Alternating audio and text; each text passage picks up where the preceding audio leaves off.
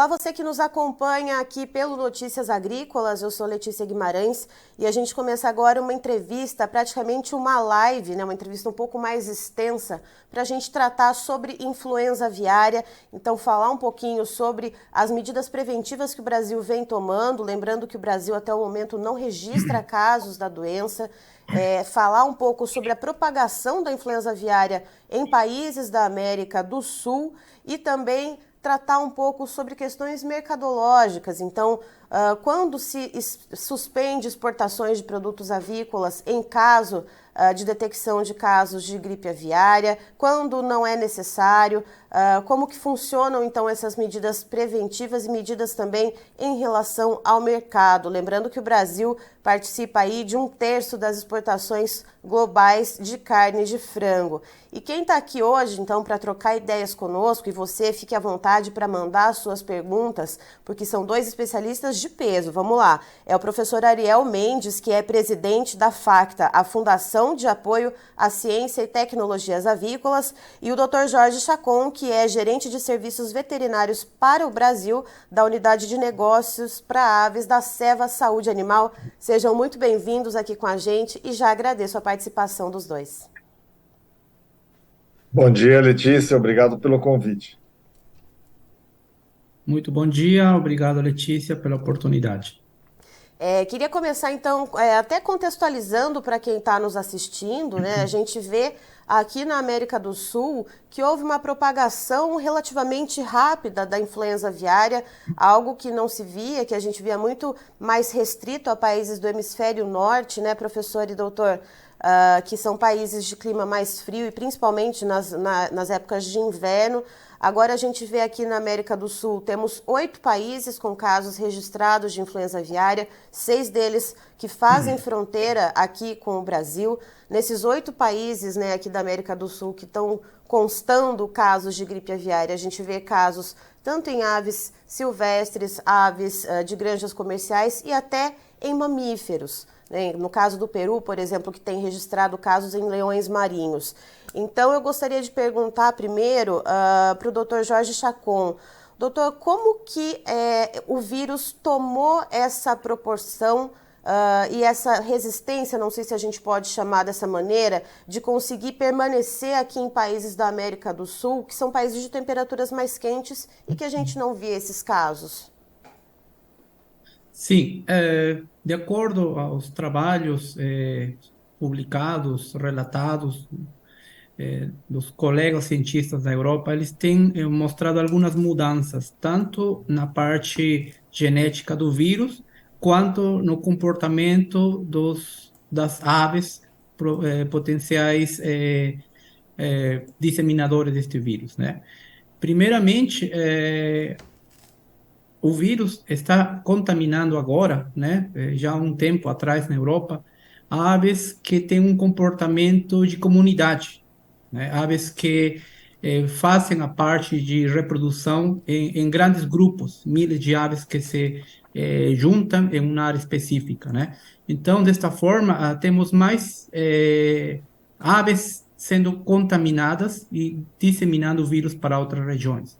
Existem mudanças no padrão migratório das aves, né? Então, agora temos, em consequência disso, e fora a adaptação do vírus para poder infectar mais aves, né? Mais espécies, temos como consequência mais indivíduos trazendo os vírus, transportando o vírus de um continente para outro, né? Então, o que podemos ver aqui na Sudamérica, né? Mais indivíduos carregando esses vírus, né? E o que a gente vê nos países do Pacífico, né? Muitas das granjas comerciais ficam perto do litoral, né? Muito a poucos metros das praias onde circulam estas aves, né? Então, se nós temos de um lado propriedades com pontos fracos de biosseguridade que permitem o acesso destas aves, né? E ao mesmo tempo muitas aves migratórias, aquáticas, né? Contaminando outras aves de circulação regional ou residentes, o risco aumenta, né? Por isso que nós estamos vendo esses problemas nos países do Pacífico. Doutor, ainda seguindo nessa pergunta, a Argentina, por exemplo, que é um país fronteiriço aqui ao Brasil, e que também, assim como o Uruguai, né, que vem despertando um pouco mais de alerta aqui para o Brasil por serem muito próximos da região sul aqui do país, que concentra a produção avícola. Mas focando na Argentina, a gente vê que mais ou menos da metade de fevereiro até agora a metade do mês de março foram mais de 40 casos registrados. Praticamente todo dia a gente via alguma notícia relatando, então, casos de influenza aviária. A gente já tem cerca de 5 casos na Argentina de granjas comerciais com caso da influenza aviária confirmado, suspensão nas exportações. Por que que em alguns países a gente vê essa propagação ocorrer de maneira um pouco mais acelerada do que outros, por exemplo, aqui também da América do Sul? Sim, aí eu gostaria de fazer uma pequena diferenciação entre o nível de biosseguridade entre os países, né? Eh, o Brasil é um país líder de produção e exportação, então preza muito pela qualidade do produto final, e isso você consegue só com um bom nível de controle da saúde do plantel. Por isso que os níveis de biosseguridade, a estrutura, a infraestrutura das grandes, das instalações no Brasil são, em forma geral, superiores às dos outros países. E isto limita, impossibilita e dificulta o contato entre estas aves silvestres e as aves comerciais, né? Então, sem dúvida, a biosseguridade é a primeira ferramenta para evitar o ingresso e a aparição de novos surtos nas granjas comerciais. E, professor Ariel, agora jogo a bola para o senhor nesse momento. Pegando esse gancho, então, do que o doutor Jorge estava falando, dessa diferença de biosseguridade, aqui no Brasil, quais tecnologias, quais metodologias que a gente tem aplicados, tanto aquelas que são oficialmente preconizadas pelo Ministério da Agricultura, quanto aquelas que são tomadas de maneira individuais pelos principais estados que estão liderando a produção avícola, e como que isso torna o país eficiente, sendo que a gente não tem, então, nenhum caso registrado até o momento e vendo isso acontecer aqui na América do Sul com os nossos vizinhos? Na realidade, Letícia, o Brasil ele vem se preparando, né, para evitar a entrada do vírus há mais de 20 anos, ou há cerca de 20 anos, de uma maneira mais intensa, desde que ocorreram alguns surtos, alguns casos no Chile, né? E depois, isso no início dos anos 2000, e depois, por volta de 2003, 2005, 2007, com a ocorrência de muitos surtos na Ásia, na Europa, né? Então, nós redobramos os cuidados aqui no Brasil, ou seja, a gente se preparou para evitar a entrada do vírus, né? Então, esse preparo, como disse o Jorge, na realidade, ele foi baseado, em primeiro lugar, na melhoria da biosseguridade das granjas, porque como esse vírus ele é carreado, né, e o Brasil está na rota, assim como os outros países aqui da América do Sul, na rota de aves migratórias que vem do norte da América, do Canadá, Estados Unidos, principalmente passando pelo México, onde a influenza aviária é praticamente endêmica, e os Estados Unidos com muitos casos nos últimos anos. Então, o preparo foi blindar as granjas basicamente com telas à prova antipássaros, para evitar que aves silvestres ou aves de vida livre tenham contato com as aves comerciais, ou seja, não entrem nos galpões. Então, esse é o primeiro passo. Segundo passo, ah, foi a questão de blindagem da água, ou seja, não mais captando água de fonte, de lagos, porque essas aves migratórias, ou mesmo aves residentes, podem, um pato selvagem, por exemplo, contaminado, ele vai defecar na água desse lago, dessa lagoa, e essa água não tratada pode ir para dentro da granja para a água de bebida das aves. Então, isso foi eliminado. Hoje, praticamente, ninguém mais usa a água, né, desse tipo de fonte, né? Então, a água tratada. Cuidado também com o material de cama, por exemplo, né, que é tratado, né, porque e alguns materiais de cama, como palha de arroz, por exemplo, casca de arroz, hoje praticamente não mais se usa, justamente por causa desse risco, né? Porque arroz é produzido em áreas alagadas, e aí tem patos, e algumas regiões aqui em Santa Catarina, por exemplo, faz até consorciação de patos e marrecos, né? Ah, com arrozais. Então, são medidas assim bem básicas. Um outro ponto é a questão de os trabalhadores que trabalham nas granjas, né? Troca de roupa, banho, uso de calçado, para evitar que essas pessoas levem o vírus para dentro dos galpões, né? A proibição para que o funcionário, o trabalhador, tenha aves na sua casa, né? Esse é um ponto fundamental também, e isso é por contrato, eles são impedidos de ter isso aí. E, na realidade, se não tivesse cuidados, o vírus acaba entrando. A gente viu agora, você comentava sobre o caso da Argentina, por exemplo, né? Tivemos casos na Argentina em frango de corte, numa região bastante isolada, com até uma boa biosseguridade. Um caso em matriz, em reprodutoras, onde os argentinos ainda não sabem exatamente como isso entrou, mas dizem que o vírus entrou caminhando, ou seja, o vírus entrou com alguém que acabou levando isso para dentro do galpão. O mesmo aconteceu agora no Chile também, na semana em reprodutores, numa empresa do Chile, com uma alta biosseguridade, né? Acabou entrando também em granjas de reprodutoras, né? Então, o Brasil vem se preparando para isso, né? Então, em primeiro lugar, a biosseguridade. Em segundo lugar, o Brasil investiu muito em infraestrutura também de diagnóstico, porque não existe segredo, Letícia. Hoje, com o mundo globalizado do jeito que está, uma pessoa, eu costumo dizer, uma pessoa toma um voo lá na China, por exemplo, em algum país da Ásia, e amanhã ou depois da manhã ele está aqui no Brasil. O importante é que essa pessoa não entre numa granja, ou seja, ele não tenha contato aqui com aves comerciais aqui no Brasil, né? E se ele tiver que entrar, às vezes é uma pessoa que vem fazer uma manutenção numa máquina, alguma coisa, ele tem que fazer quarentena. E a BPA tem os protocolos bastante rígidos, né, com relação aos tempos de quarentena, né? Então, o mundo está muito globalizado. Então, o que que o país tem que ter? Na realidade, a própria OIE, que agora a Organização Mundial de Saúde Animal, que se chama ONSA atualmente, né? Ela entende isso e os países importadores entendem isso também, né? O que eles querem saber é, primeiro, se o país tem uma boa prevenção, se o país tem uma boa estrutura de diagnóstico para identificar rapidamente esse vírus, isolar, ter uma estrutura veterinária, né, eficiente para isolar essa granja ou essas granjas onde ocorreram focos e eliminar esses focos, né? Então, é prevenção e é tratamento, né, e atuação eficiente para erradicar. Os países importadores entendem isso e aceitam isso, né, porque o mundo, como eu disse, está muito globalizado. A gente viu o caso aí de aftosa, por exemplo, na Europa, no Japão, né? Então, existiam algumas ilhas, digamos assim, de biosseguridade onde não entravam doenças, né? Hoje isso não acontece mais. E o Brasil, inclusive, também não está livre disso. O importante é diagnóstico rápido, isolamento e erradicação. É isso que a gente tem que ter em mente, né?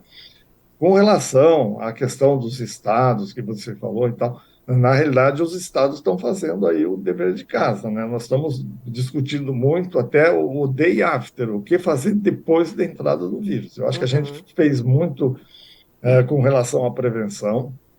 Não temos muito mais o que fazer a não ser realmente fechar nossas granjas, não receber visita, os cuidados, mas nós temos que discutir o depois, o day after, depois que entrar o vírus, se é que vai entrar. O que que nós vamos fazer? O que que nós vamos restringir com relação a trânsito, por exemplo, de aves, entre estados?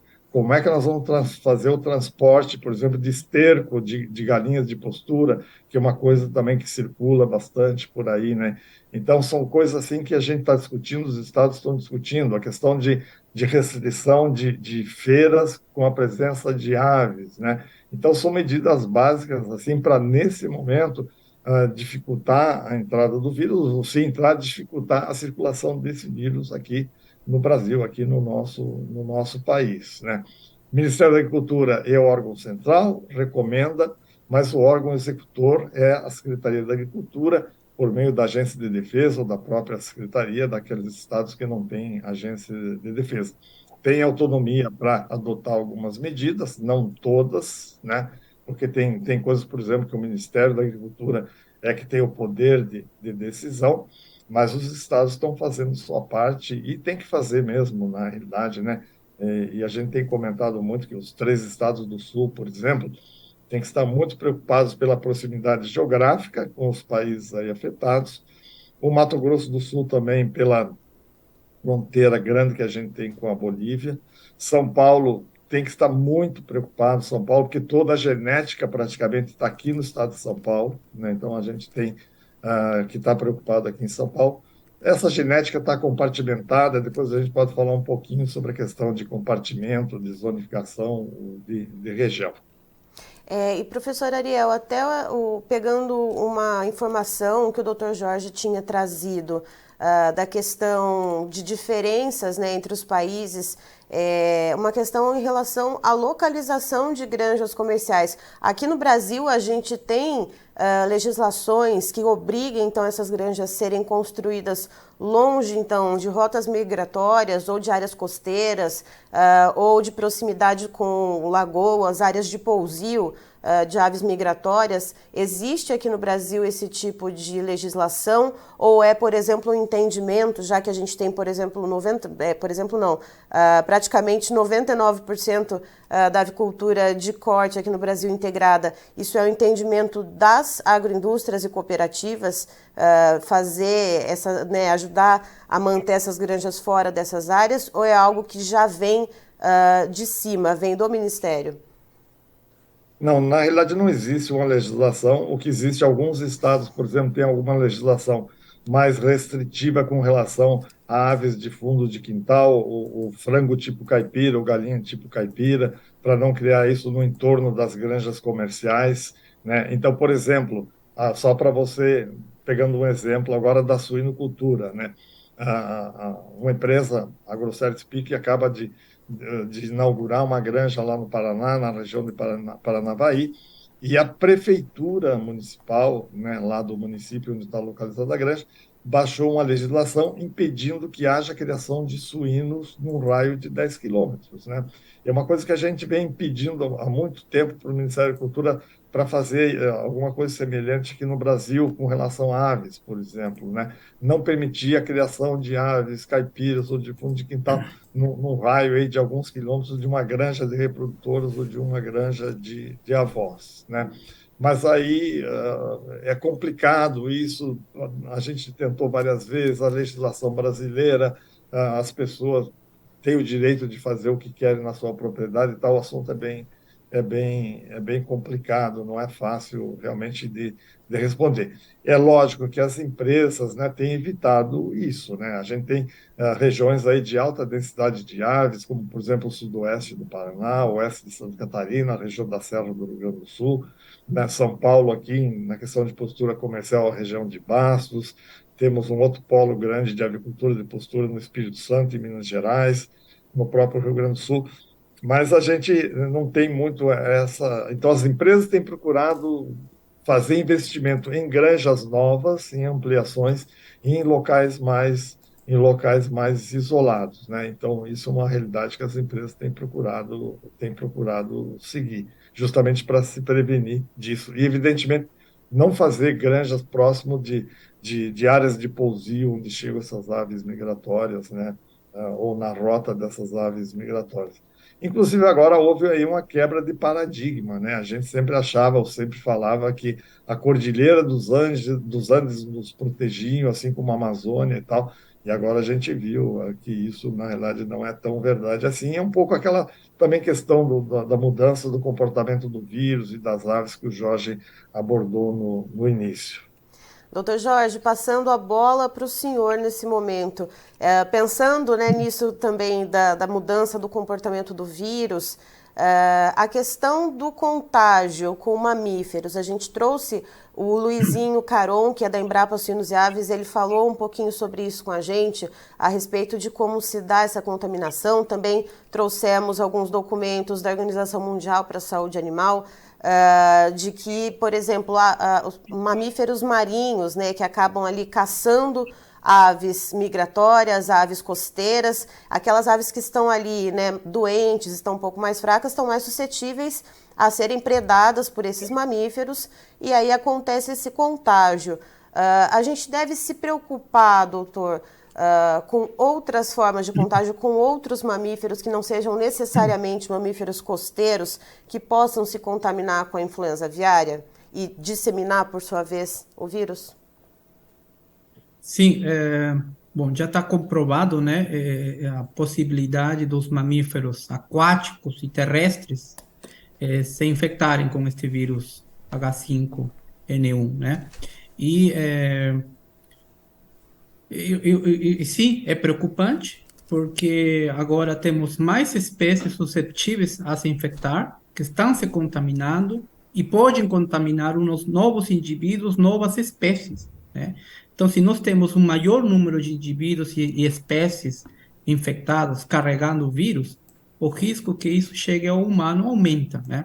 Então, por isso, nos países onde a doença virou endêmica, os governos estão trabalhando também na parte de educar a população, né, que não trabalha, que não é do setor, em evitar o contato com estas aves, né, no, evitar para aproximação, né, física, né, os casos de influências em humanos que têm sido relatados pela onça, todos mostram que a infecção foi uma consequência do contato direto da pessoa com a ave doente, né? Então, nesse sentido, tem que ser orientado a população a evitar, né? Mas estamos falando de situações fora do Brasil, felizmente não temos ainda, né, casos aqui no Brasil, e aqui eu gostaria de esclarecer, né, porque existem muitas dúvidas do pessoal, da população que não é do setor, do risco de se contaminar através do consumo de alimentos, né? Então, o consumo de carne, de ovos, pela alimentação é zero. Não existe risco de transmissão. Então, a população pode estar tranquila nesse sentido, né? Os casos de infecções, estou repetindo, relatado foi devido ao contato direto de aves doentes com humanos, né?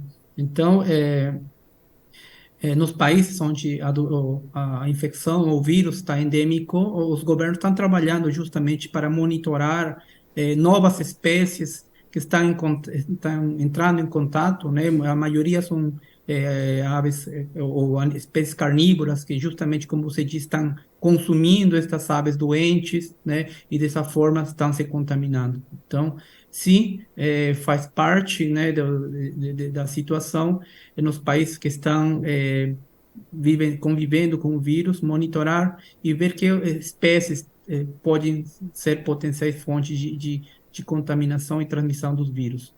E contextualizando você que está nos assistindo, que o Dr. Jorge explicou agora da contaminação em humanos, né, que se dá principalmente com o contato direto com as aves infectadas. Até o momento a gente tem o caso de uma criança, né, uma menina no Equador que foi contaminada, uma menina no Camboja que acabou falecendo infelizmente, e o pai dela também contraiu, né, também foi identificado portando o vírus da H5N1, mas não faleceu. E temos 2 outros casos também de contaminação em humanos na China, um homem e uma mulher, um mais ao norte do país e outro mais ao sul.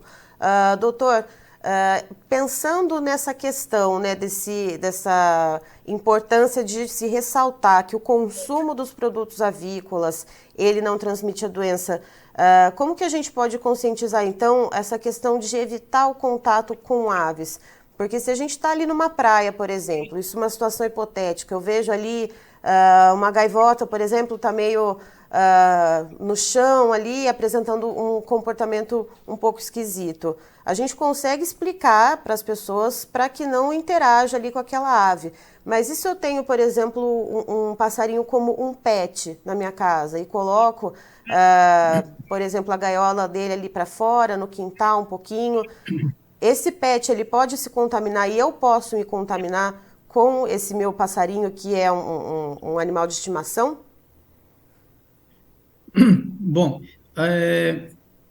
eu vou relatar em relação à minha experiência, que eu venho acompanhando o que está acontecendo nos outros países, né? Por exemplo, no Peru, onde a gente vê eh, eh, muitos centos, mil lobos marinhos morrendo, né? Estas espécies, por efeito da infecção, elas estão mudando de comportamento, elas estão ficando mais próximo das pessoas, das praias, e a gente vê como as pessoas estão tendo um contato muito próximo, tomando banho, como você disse, do lado de animais com evidentes sinais respiratórios, neurológicos, né?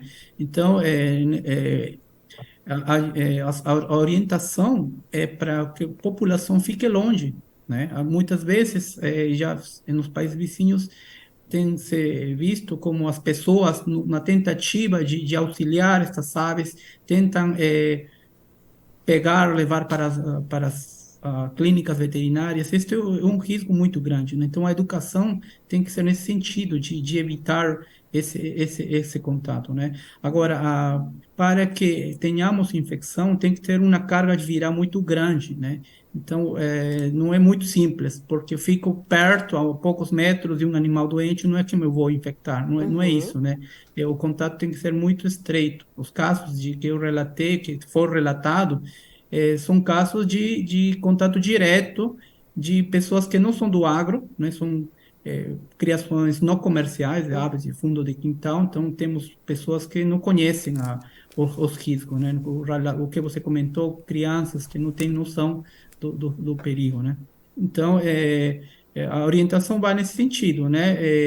Evitar o contato com animais, não apenas agora aves, mas também outros mamíferos, e que apresentam algum sintoma neurológico, respiratório, né? A orientação é evitar, né, o contato das pessoas e também dos aves, dos animais de estimação, né? Evitar que os cachorros Uhum. fiquem perto destas aves que estão morrendo, né? Então, nos países, eu vi o relato dessa fraqueza nos países que estão se contaminando no momento, né?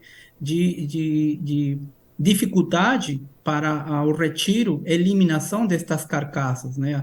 Então, se estas aves vão morrendo, elas ficam expostas e as aves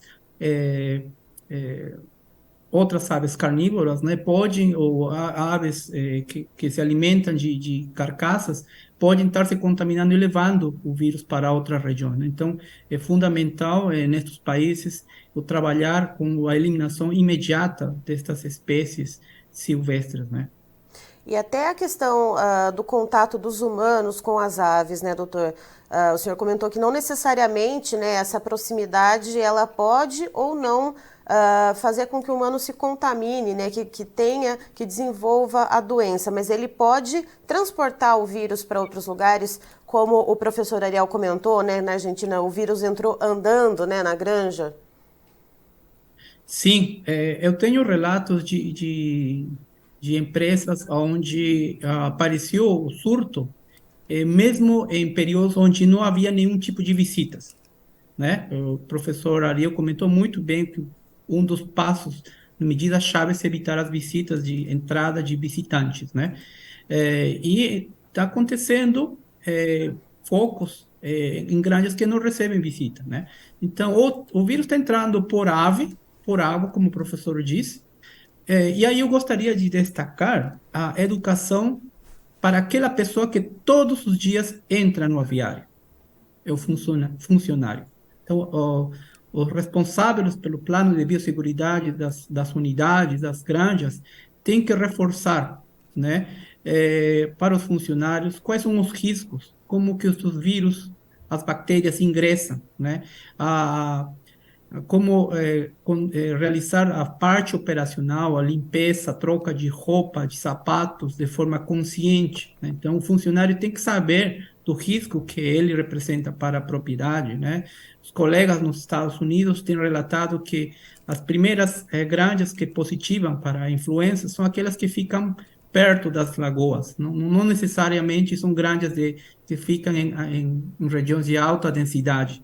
eles veem que a proximidade das lagoas é um fator de risco muito grande. Então, o funcionário tem que saber, tem que ter consciência que ele não pode frequentar estas regiões e também ficar sempre em alerta de que essa pessoa não tenha contato com outras que sim possam estar visitando, né? Então, Uhum. parentes também não podem estar frequentando, se estão frequentando, o funcionário tem que estar, tem que tomar todas as medidas possíveis, né? Ficar sempre em alerta quando saiba de caso de mortalidade em aves não comerciais na região, evitar o contato e comunicar imediatamente para que a propriedade tome as medidas preventivas mais eficientes. Ou seja, a transparência nas informações e na circulação desses dados é essencial. E professor Ariel, pegando um ponto, né, que o Dr. Jorge falou a respeito dos Estados Unidos. Os Estados Unidos, praticamente em todos os estados, registra casos de influenza aviária, mas a gente percebe também que o comércio internacional, né, as exportações de produtos avícolas, os Estados Unidos é um grande player na comercialização de carne de frango. Esse comércio, ele não foi suspenso por completo, né? E se foi em alguma região, por exemplo, em que foi registrado algum caso, como que acontece isso? Existe algum protocolo determinado pela Organização Mundial do Comércio, Organização Mundial da Saúde Animal, que se é registrado caso em granja comercial, as exportações elas devem ser suspensas? Lembrando que nessa semana o Chile registrou caso de influenza aviária numa granja comercial, suspendeu exportações, de produtos avícolas, e a Argentina, algumas semanas também, quando registrou os primeiros casos em granjas comerciais, já cortou ali as exportações. Como que ficam essas decisões, professor Ariel? Na, na realidade, Letícia, a OIE, a ONSA, ela tem bem claro o seguinte: se o surto ocorreu em aves migratórias ou aves de vida livre, isso não afeta o mercado internacional, as exportações. O mesmo se for em avicultura de fundo de quintal, né, também não afeta. Vai afetar quando isso ocorre em criações comerciais, na avicultura industrial, na avicultura comercial. No caso dos Estados Unidos, especificamente, eles estão aplicando um programa de compartimentação, ou de zonificação, melhor dizendo, né? Considerando o condado, que equivale ao nosso município aqui, como uma zona, né? No caso do Brasil, né, isso vale muito de país para país. O Brasil tem boa parte dos certificados sanitários negociados com os países importadores, fala de país, zona ou compartimento livre de influenza aviária. Então, o país é livre, ou a zona é livre, ou o compartimento é livre. Então, o que que isso significa? Significa que se o país, o certificado fala em país, zona ou compartimento livre, nós podemos, na eventualidade de entrar influenza aviária aqui, com esses países que prevêem isso, a gente aplica um programa de zonificação, que é o que os Estados Unidos estão fazendo, basicamente. A gente vai dizer, bom, na zona sul, né, compreendendo os três estados, para dar um exemplo, né, não tem influenza aviária. Evidentemente, a gente vai ter que demonstrar isso testado com os exames negativos, né, demonstrar para os importadores que aquela zona é livre. Como pode ser um estado, pode ser o Rio Grande do Sul, o Paraná ou Santa Catarina. O Paraná, recentemente, disse, olha, nós vamos tentar fazer uma zona aqui no estado do Paraná. Hoje, o Ministério da Agricultura não aceita isso. Por que não aceita isso? É um assunto que a gente discutiu muito com o Ministério da Agricultura há 10 anos, 8 anos, 7 anos, 5 anos atrás, né? O Ministério entende que nós só vamos aplicar um programa de zonificação a partir do momento que ocorrerem surtos aqui no Brasil. E a gente tem que entender que, como o Brasil é um país continental, se ocorrer um foco de influenza aviária no Amazonas, ou lá no Tocantins, não tem nada a ver, as distâncias são muito. Esses estados estão muito distantes do sul do Brasil, então não tem por que impedir o Brasil todo de exportar, né? Aí vai depender muito do país importador aceitar isso ou não. Então, o Ministério da Agricultura tem esse estudo, a gente ajudou, como a BPA na época, a fazer isso, mas o país só vai aplicar, o Brasil só vai aplicar essa zonificação a partir do momento em que ocorrer. A Argentina suspendeu? Suspendeu. Foi uma decisão deles. O Chile, a mesma coisa, foi uma decisão interna do Chile, até por uma questão de transparência, de avaliar, Uhum. para ver realmente se isso estava restrito só naquela zona, naqueles pontos onde ocorreram ou não. O Brasil não pensa, no primeiro momento, em fazer uma autossuspensão, e a OIE não exige isso, também a Organização Mundial de Saúde Animal não exige isso, né? Então, compartimento, o que significa compartimento? O compartimento é uma unidade de produção dentro de um país ou de um estado que tem um grau de biosseguridade tal que mesmo na eventualidade de um surto de influenza aviária ou de surtos de casos de influenza aviária no país ou no estado ou na região, aquele compartimento vai estar livre ou está devidamente blindado que impede a entrada do vírus. O que a gente tem de compartimentos, né? Então, essa aqui foi uma coisa que o Brasil ajudou a construir. No passado, nos anos 2005, 2007, nós tentamos, junto a OIE na época, um programa de regionalização, como existe para a febre aftosa, por exemplo, né? E a OIE não aceitou. A OIE falou, não, existe a figura das aves migratórias que não respeitam barreiras geográficas, Uhum. né? Então não dá para aceitar. E aí a OIE propôs o programa de compartimentação, ou compartimentalização. O Brasil se candidatou junto com a Tailândia para testar esse modelo, depois a Tailândia acabou desistindo e o Brasil foi em frente. Foi um programa muito discutido, foi um programa que foi implementado no Brasil, as normas foram acompanhadas pela OIE na época, a gente recebeu a visita, né, de técnicos da OIE, e o que a gente tem de compartimentos hoje, então, no Brasil? Todas as casas genéticas, né, aí nas suas, desculpa, nas suas granjas de bisavós e avós, são compartimentadas, né? E no caso de frango de corte, a gente tem a unidade da Seara de Itapiranga, lá em Santa Catarina. Até foi, na realidade, em função de comentário de clientes do Brasil, da própria OEA, que dizia, bom, você compartimentar genética é muito fácil, compartimentar uma unidade lá no Mato Grosso ou em Goiás é muito fácil. Eu quero ver compartimentar em uma região de alta densidade avícola, e por isso que se tomou a decisão, então, de fazer um compartimento lá em Itapiranga, né? Então, o que significa esse compartimento? No caso de genética, a granja, o incubatório, a fábrica de ração, o tratamento de cama, tudo isso tem medidas de biosseguridade tais que evitam a entrada do vírus. Então, a água é tratada, a cama é tratada, o veículo é desinfetado, o caminhão de transporte é desinfetado, aquela coisa toda, né? No caso de frango, desculpa, é um pouco mais complexo. E aí a gente tem o quê? Nós temos a granja de matriz, né, que são os reprodutores que fornecem os pintinhos, estão dentro do compartimento. O incubatório está dentro do compartimento, o abatedouro, a fábrica de ração, a fábrica de maravalho ou de outro material de cama, né, e também as granjas de frango. Então, isso significa o quê? Se houver casos de influenza aviária em Santa Catarina, por exemplo, as medidas de biosseguridade dentro do compartimento lá de Itapiranga são tais que o vírus não vai entrar, né? Isso funciona? Funciona, né?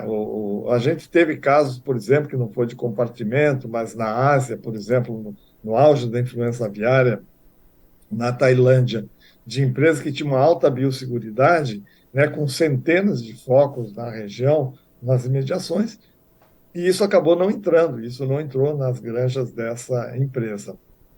Então, os países importadores vão aceitar? Provavelmente sim, vão aceitar esses compartimentos. E para a genética, isso é muito importante, né? Porque o Brasil hoje é um grande fornecedor de genética. Com o problema da influenza aviária na Europa, né, onde os países são fornecedores na Europa, Estados Unidos e Canadá, então a gente teve uma época aí, há 3, 4 anos atrás, que a gente tinha todos os produtores de genética, como Reino Unido, Alemanha, França, Canadá e Estados Unidos, com influenza aviária. Então, o Brasil acabou sendo como um backup desse material genético, e hoje ele é um grande fornecedor de material genético, e toda a avicultura praticamente da América do Sul depende do Brasil, né? Então, por isso é importante. Havendo influenza aviária no Brasil, provavelmente a gente vai continuar exportando genética desses compartimentos. Doutor, eu te fiz essa pergunta justamente pensando nessa questão do peso que o Brasil tem, né, na avicultura mundial, né, também, tanto na questão do fornecimento de genética quanto também no fornecimento de alimento. Então, trocando em miúdos, né, como o senhor disse, não existe um plano de suspensão total, como foi feito na Argentina e no Chile, por exemplo, que é uma decisão de país, e não existe nenhuma normativa, por exemplo, da Organização Mundial de Saúde Animal para que haja uma suspensão completa do país das exportações de produtos avícolas em casos em granjas comerciais. Depende também dos países dos quais são parceiros aqui do Brasil na compra, né, de produtos avícolas, e também dessa questão de isolar a região onde o caso aconteceu.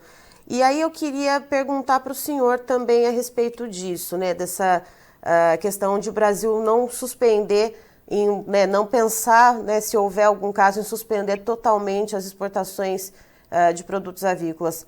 Seria possível, seria viável essa suspensão? Porque o Brasil representa mais de 30% do frango que é consumido mundo afora. Onde é que esses países que compram carne de frango do Brasil vão buscar esse alimento? Exatamente. O Brasil hoje tem 32% de todo o mercado internacional de carne de frango. O Brasil é um grande fornecedor de carne de frango. Estados Unidos, né, continuaram exportando, mas os Estados Unidos, por exemplo, eles não exportam para a Europa, eles não têm acordo sanitário com a Europa, né? Então tem lá suas limitações. O que a gente acha que, entrando no Brasil, a gente não, esse impacto nas exportações não vai ser tão grande, porque por essa questão que eu comentei, de estar sendo negociado, ou de a gente ter negociado aí nos últimos anos, os certificados sanitários, né, aí dos acordos sanitários com os países individualmente, de país, zona ou compartimento livre, né? Então, a não ser poucos países aí, como o Japão, por exemplo, que falam em país livre, aí a gente teria dificuldade num primeiro momento, né? Mas os grandes importadores, aí como a China, países do Oriente Médio, etc., a gente não tem essa preocupação no momento, né? Evidentemente que isso vai depender muito da magnitude. Nós estamos falando de casos isolados, onde a gente volto naquela minha fala do início da entrevista, né? Aquela minha fala, que a gente vai diagnosticar rápido, vai isolar e vai erradicar os focos, né? Se isso virar endêmico, como no México, por exemplo, os Estados Unidos está indo, na Europa já está praticamente endêmico, os Estados Unidos tem lá 47 estados afetados e tal, aí a situação acaba se complicando bastante, mas a gente ainda tem aquele recurso de zonificar, né? Pegando o gancho aí, o exemplo dos Estados Unidos, zonificaram por município, por condado, que equivale ao nosso município aqui, né? Então, eu acho que cada caso é um caso, a gente vai ter que avaliar isso só no momento da entrada do vírus ou no pós-entrada do vírus, dependendo de como que isso vai ser.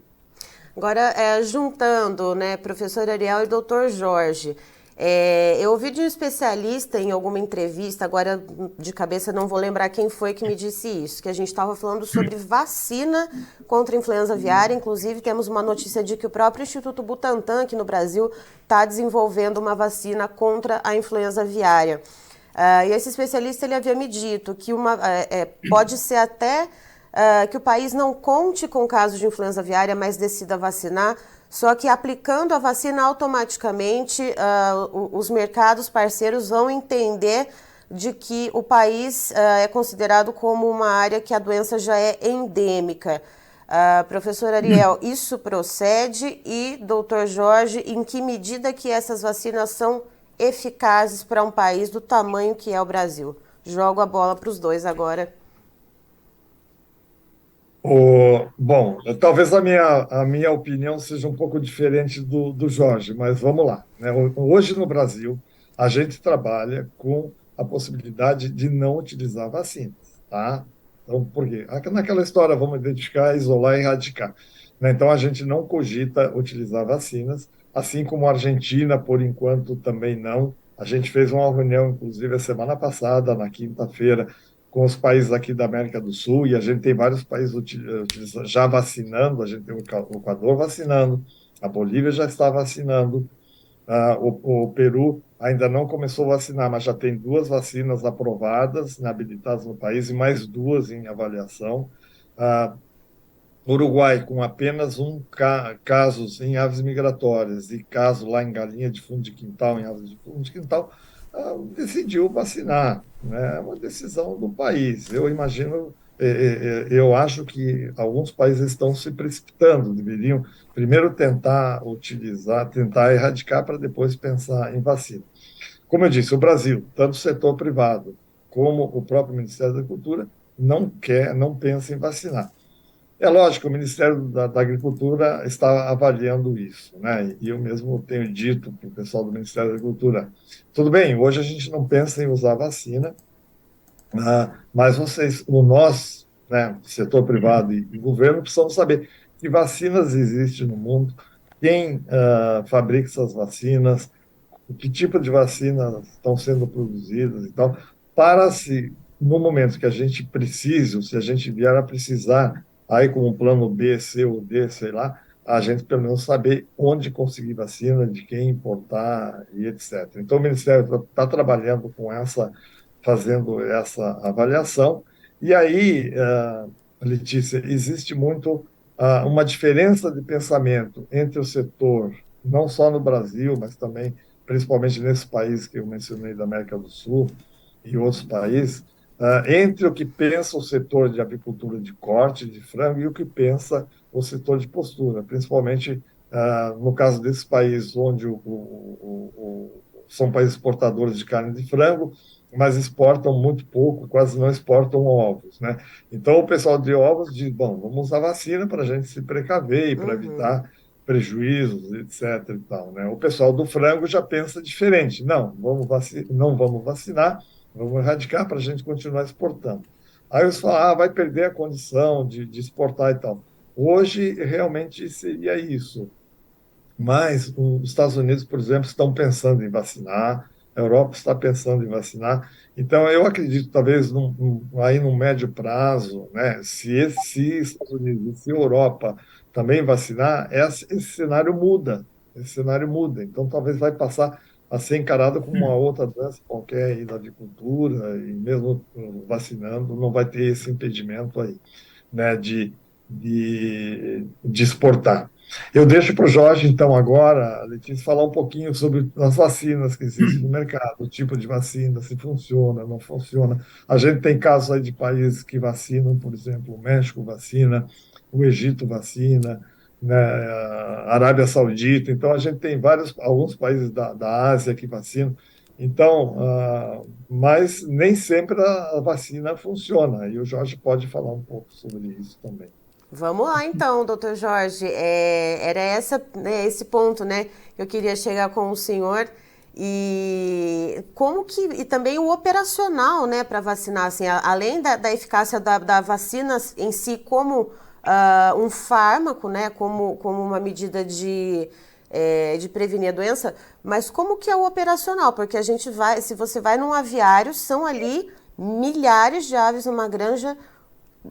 Como que se dá conta de vacinar tudo aquilo de ave, né? Enfim, e se essa vacina ela é aplicável e recomendável somente para aves comerciais, enfim, deixo a bola com o senhor para explicar então para a gente como que funciona, então quais tipos de vacinas nós temos atualmente e como que se faz para vacinar tudo isso de ave.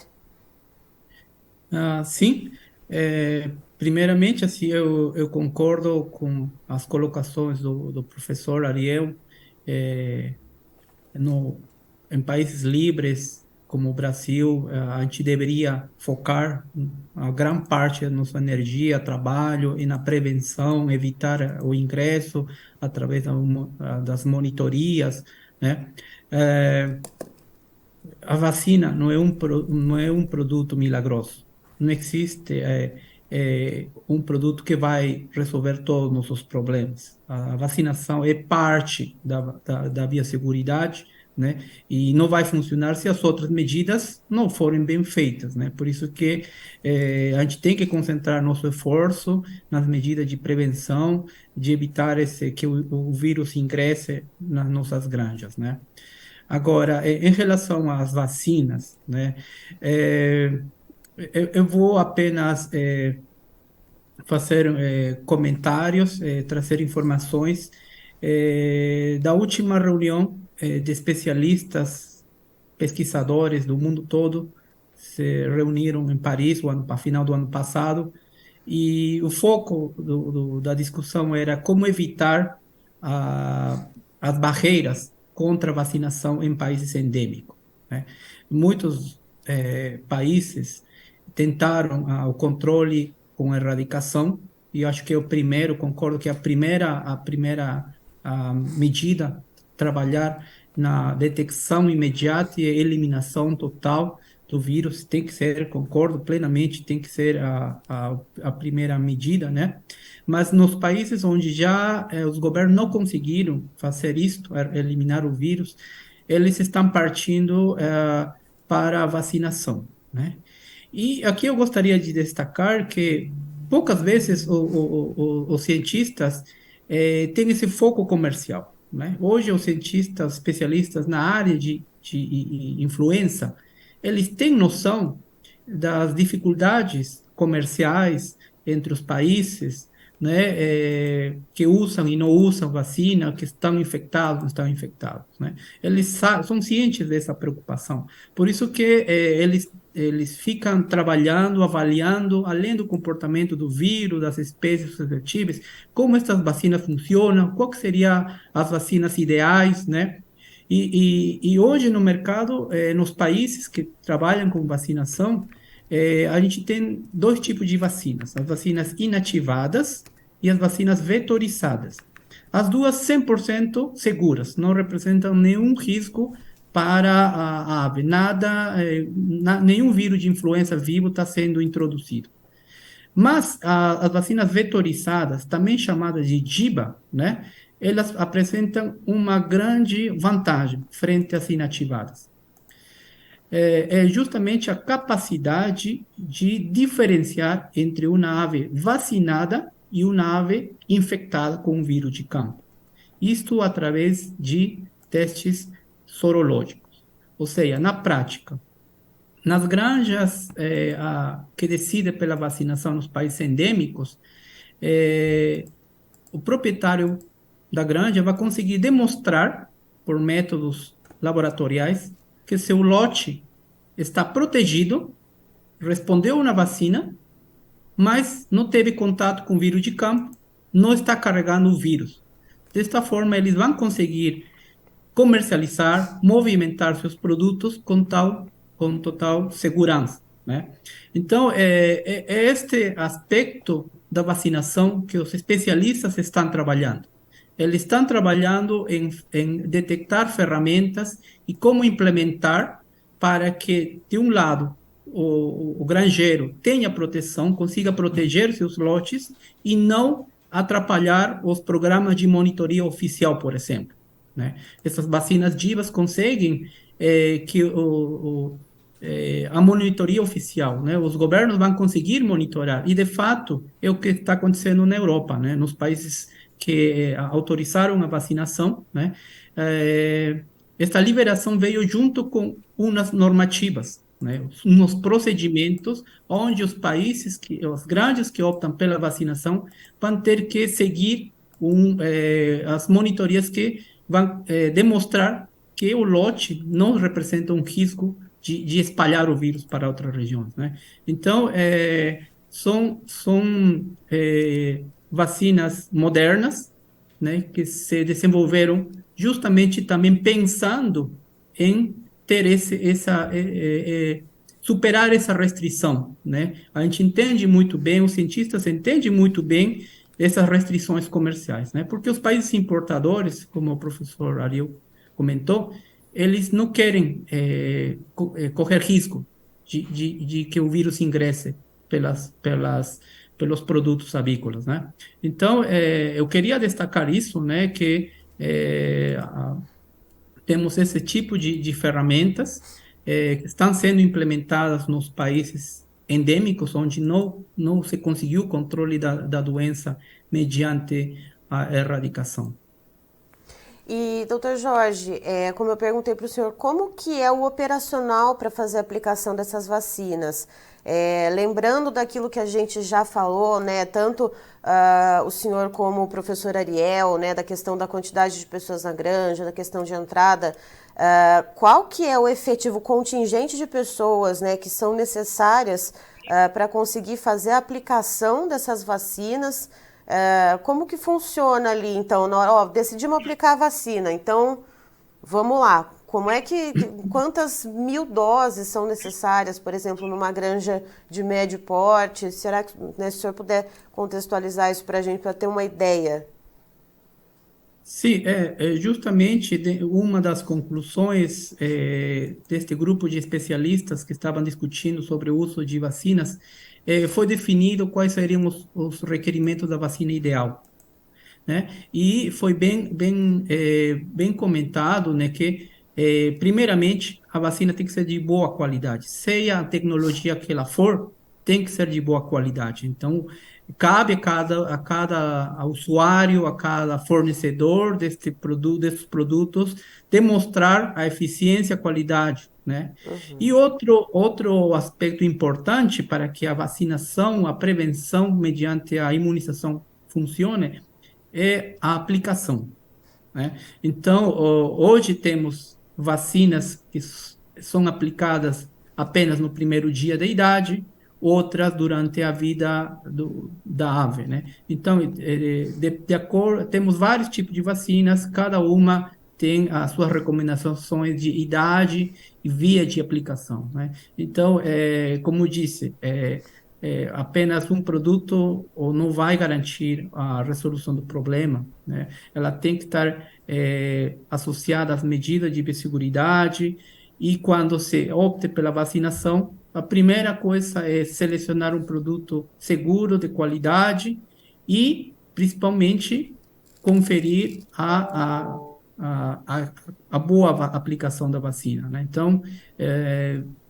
como disse, são vários produtos, cada tipo de produto com uma recomendação diferente, mas em todas requerem perto de 100% de eficácia na aplicação da vacina. Então, algumas se aplicam só no incubatório, outras durante a granja. Então, aí cabe a granja, os responsáveis pela vacinação, definir qual seria o protocolo mais seguro que garante maior eficácia de aplicação. Bom, agora a gente se encaminhando então para o final da nossa conversa, eu queria deixar o espaço então tanto para o professor Ariel quanto para o doutor Jorge. Vamos fazer em ordem alfabética então, para não falar que eu estou priorizando um ou outro, né? Professor Ariel, se quiser trazer considerações, algo que a gente não tenha debatido aqui nessa conversa tão enriquecedora, enfim, se o senhor quiser trazer alguma outra informação importante, fique à vontade, e depois mesmo espaço, então, para o doutor Jorge. Bom, Letícia, eu vou ser um pouquinho repetitivo e insistir naquela questão de realmente a gente trabalhar com o foco principal em identificar rápido, isolar e erradicar. Eu acho que o Brasil, como país exportador, essa é a tarefa que a gente tem, né? E qual o papel aí do setor privado, por exemplo? É fazer com que essas medidas todas de biosseguridade que a gente discutiu aqui realmente sejam aplicadas, né? Não pode ser um discurso só para fora, isso não pode ficar só no papel. Eu acho que agora nós estamos com um risco realmente muito grande pela proximidade geográfica, né, dos países aí afetados, né? Então, o produtor, ele tem que estar muito consciente disso, tem que aplicar, na realidade, todas essas medidas que estão muito bem elaboradas, muito bem discutidas na prática. Em segundo lugar, a gente tem aí, em alguns estados, por exemplo, nós temos fundos, os fundos de indenização. Então, são fundos previstos para indenizar o produtor. Isso facilita com que ele notifique imediatamente, caso apareça algum caso na sua granja, porque ele sabe que ele vai ser indenizado. Outros estados não têm esse fundo. Então, fica aqui um apelo: quem não tem fundo, os estados que não têm fundo, trate de criar o seu fundo de indenização. Não importa se ele, eu costumo dizer, se ele tem 20 mil, 50 mil, 1 milhão ou 150 milhões, como é o caso, ou 20 e tantos milhões, como é o caso de vários fundos aí, né? Porque o importante é que exista o fundo, que as regras sejam claras, o que vai ser pago, o que vai ser indenizado, porque no momento da ocorrência, o setor privado vai se organizar e vai aportar recursos aí. E esses fundos são importantes porque o governo é muito lento, às vezes, na liberação de recursos. Então, para atendimento nos focos, né, para comprar insumos, para comprar até comida para quem está lá no foco, gasolina, combustível e tal. Então, esses fundos ajudam nisso aí, né? Temos alguns estados, no caso do Mato Grosso, por exemplo, que tem um seguro sanitário. É uma coisa que a gente trabalhou também durante muitos anos aí para ter um seguro sanitário, né? Então, Mato Grosso tem um seguro. Então, eu acho que o setor privado precisa se organizar um pouco, avançar um pouco nessas discussões agora, para que a gente não fique tão vulnerável, para que o produtor não fique tão vulnerável, né? Porque no caso do frango de corte, por exemplo, né, o produtor integrado, ele não é o dono do frango, quem é o dono é a empresa, né? Então, na eventualidade da ocorrência de surto, ele vai ter problema, que vai deixar de alojar alguns lotes e tal, mas o grande prejuízo vai ser da integradora. No caso do frango, da postura comercial, já é diferente. O produtor de ovos, o granjeiro, ele é o dono daquelas galinhas, né? Então, o impacto vai ser muito grande na propriedade. Então, a existência de um fundo de indenização ajuda bastante. A existência de seguro sanitário ajuda muito também, né? Então, eu acho que a gente tem agora que avançar nesses pontos, né? Porque eu acho que, em termos de biosseguridade, eu estava dizendo até ontem, em uma outra entrevista, a gente já avançou muito. Hoje não temos muito mais a fazer, a não ser aplicar o que a gente sabe que tem que fazer, né? A gente tem que agora um pouco avançar nesses pontos aí que eu mencionei e também discutir um pouco mais com o próprio governo o que nós vamos fazer depois da entrada do vírus, se entrar o vírus aqui no país. Vamos zonificar? Sim, vamos zonificar por estado, por região, por município, ou seja, temos que avançar um pouco mais com o governo nessa discussão. Um outro ponto, temos que avançar mais na questão de laboratórios. Nós temos ainda, por mais que o governo tenha investido em laboratório e tal, a gente ainda tem poucos laboratórios hoje. A gente tem que ampliar essa capacidade de laboratórios, né? E para que, na eventualidade da entrada do vírus, a gente vai ter que, para movimentar aves, fazer exame. A gente não vai poder tirar o frango da, da granja para ir para o batedouro, provavelmente sem um exame de PCR. Então, a gente tem que aumentar bastante essa capacidade de diagnóstico. E isso agora é o momento de fazer isso aí, principalmente com o governo, né, com o Ministério da Agricultura, pedindo aí, ou permitindo ao credenciamento de alguns laboratórios privados para também fazer esses exames. Então, essa é mais ou menos, Letícia, a mensagem final que eu gostaria de deixar. Haja suave, né, professor Ariel, para fazer tanto exame assim, né? Pa- Pois é, mas é uma realidade que a gente tem que se preparar para isso, né? Temos que estar preparados. Passando então, portanto, para o doutor Jorge Chacon, trazendo suas considerações finais, então, doutor, fique à vontade. Sim, eu gostaria de agradecer mais uma vez pelo convite, né? A oportunidade de trocar essas informações com um profissional destacado como o professor Ariel. A, a indústria avícola mundial está passando por uma das maiores desafios das últimas décadas. Isso, especialistas do mundo todo concordam e assinalam isso, né? Ah, nós já temos a maioria dos territórios contaminados e a ameaça para o Brasil é grande, né? E a sociedade tem que entender que não é apenas um problema econômico ou comercial, é um problema social. A gente está vendo em países eh, vizinhos que já está faltando carne, está faltando ovo, o preço já aumentou, né? E os grupos, as sociedades mais com menos recursos já estão passando essa dificuldade. Então, o problema é grande. E a isso a gente teria que acrescentar a parte do potencial só nosso, né? Então, eu acho que todos os setores deveriam estar envolvidos. Eu fico feliz que a autoridade, o seu setor está se movimentando. Primeiro ponto, mais uma vez, biosseguridade, trabalhar com reforço, de evitar esse contato, mas trabalhar com um plano B também, né? Porque se entrar o vírus, a gente já viu nos outros países, todos os setores são afetados. Setor de postura, setor de frango, a parte de fornecedor, a parte exportadora, o consumidor final, todo mundo é afetado. Então, cabe às lideranças dos governos, do setor de produção, né, trabalhar de forma bem relacionada entre todos, bem articulado entre todos os setores, discutindo pontos fracos dos programas, né? E eu gostaria de destacar, né, que, que existe muita informação hoje, eh, vinda dos trabalhos dos cientistas, dos homens que fazem pesquisa, né, que pode ser muito bem aproveitado, né? A diferença de décadas atrás, onde não tínhamos essas informações, o volume de informações que nós temos hoje, né? Hoje temos, E que né? essas Então, informações às vezes não chegavam também, né, doutor Jorge? exatamente. Às vezes é muito difícil para um profissional que trabalha no campo interpretar o que o cientista está gerando de informações, né? Se a gente faz uma leitura com cuidado, a gente pode pegar muita informação que pode ser adaptada, né, dentro das nossas estratégias de prevenção, né? Hoje temos métodos de diagnóstico muito mais eficientes, muito mais sensíveis.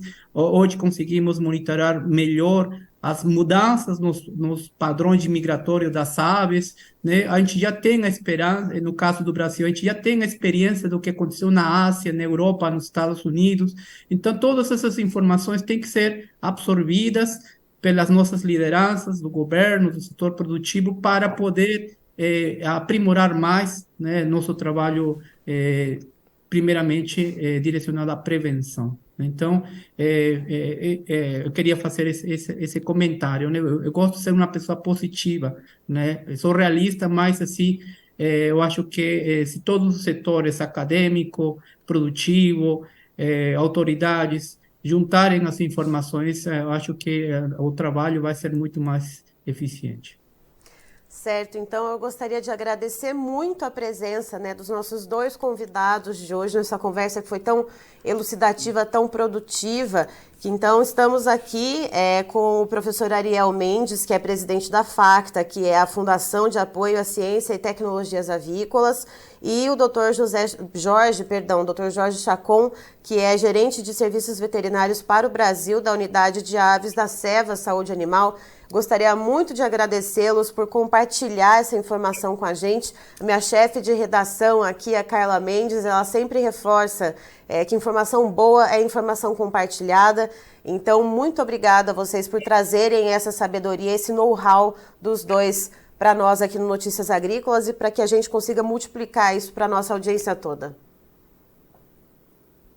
Muito obrigado, Letícia, mais uma vez pelo convite e parabéns ao programa. Eu acho que vocês estão fazendo o papel que é difundir informações, fazer que essa informação chegue ao produtor, mas chegue ao produtor, chegue ao empresário, mas chegue também ao consumidor, né? Principalmente, como disse o Jorge, num setor tão sensível e tão importante para a economia do Brasil, né? Que a gente gera em termos de bilhões de dólares com exportação de carne de frango, de genética e um pouco de ovos também. E a quantidade são 4 milhões de empregos indiretos aí na avicultura. Então, nós temos que preservar isso, né? Porque eu costumo dizer, não me estendendo aqui, que produzir alimentos no Brasil é uma coisa mais importante do que produzir ou exportar petróleo ou minérios, porque o petróleo e os minérios vão acabar. Uma hora ou o petróleo vai deixar de ser importante. Mas alimento não vai acabar, né? As pessoas vão ter que continuar comendo e é uma coisa fácil de produzir. O Brasil tem tecnologia, o Brasil produz 3 safras por ano, o Brasil gera renda para o produtor de frango, por exemplo, a cada 60 dias. Então, nós temos que preservar isso, né? E só vamos preservar isso mantendo a sanidade, né? O Brasil, na realidade, é o celeiro do mundo e nós estamos caminhando para ser o supermercado do mundo, para colocar produtos com maior valor agregado lá nas prateleiras do consumidor da Europa, da Ásia, do Canadá, seja lá para tantos países que a gente exporta aí. A única coisa que pode derrubar o Brasil, na realidade, é a questão sanitária.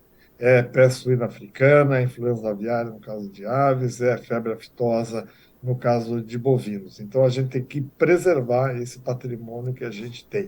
O Brasil exporta qualidade, mas o Brasil exporta principalmente sanidade, produtos sadios e produtos com alta qualidade. Muito obrigado, Letícia. Letícia, muito obrigado também pelo convite mais uma vez. Ficamos disponíveis caso houverem novas necessidades de compartilhar informações, como você disse. As informações servem só se elas forem compartilhadas, né? Então, vamos, sem dúvida, todos os setores estamos trabalhando, porque precisamos continuar produzindo, alimentando o mundo, fornecendo o mundo com uma proteína de excelente qualidade e barata. Então, é uma responsabilidade muito grande da avicultura brasileira e todos os profissionais, sem dúvida, estamos cientes dessa relevância e espero que a gente consiga reduzir os problemas e chegar a enfrentar de uma forma muito eficiente, né? Então, mais uma vez, obrigado pelo convite.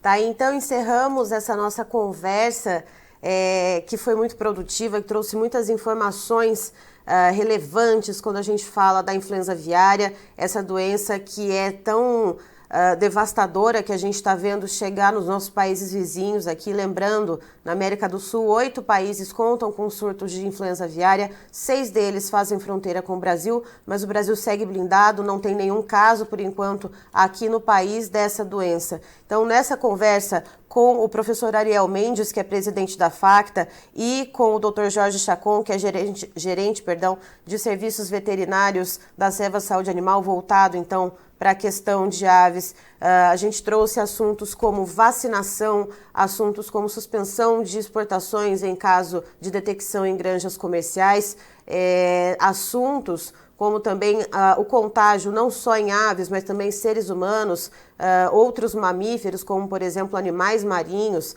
Enfim, uma conversa muito rica e eu convido você a assistir. Se você pegou essa conversa um pouquinho ali no meio ou mais para o final, esse vídeo vai ficar salvo tanto no nosso site, noticiasagricolas.com.br, mas também no nosso canal no YouTube, que é o Notícias Agrícolas Oficial. Então você vai poder reassistir ou compartilhar também, se você achar essas informações relevantes e que elas fazem sentido para você. Se você tem alguém ali, um amigo avicultor, né, faça esse compartilhamento de informações, que a gente trouxe 2 nomes de peso e relevância, então, para tratar desse assunto tão sério que é a influenza aviária. Eu encerro por aqui e já tem mais informações para você no Notícias Agrícolas. Fique ligado!